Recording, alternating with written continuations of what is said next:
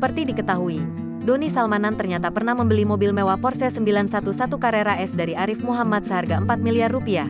Kabarnya harga awal mobil tersebut adalah 2,238 miliar rupiah, dan dibeli Doni Salmanan dengan harga 4 miliar rupiah dengan catatan diantar ke Bandung. Lantas kini, Arif Muhammad yang pernah menerima uang dari Doni Salmanan menegaskan dirinya tak akan mengembalikan uang tersebut.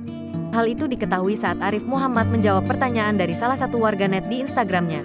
"Bang, kalau disuruh balikin 4 miliar rupiah tapi Porsche balik ke tangan, atau nggak balikin tapi Porsche disita? Pilih mana bang?" Tanya seorang warganet. "Unsurnya nggak ada yang masuk untuk balikin uang, karena kami akadnya jual beli. Wujud barangnya ada," jawab Arif Muhammad dikutip dari Instagram Story. Minggu, tanggal 13 Maret tahun 2022. "Jadi yang akan terjadi, barangnya yang disita, bukan duitnya yang dikembalikan," ungkapnya. Tak sampai situ, Arif memberi contoh jika seseorang membeli tas mewah dan orang itu bermasalah maka tasnya yang akan disita bukan tokonya mengembalikan uang.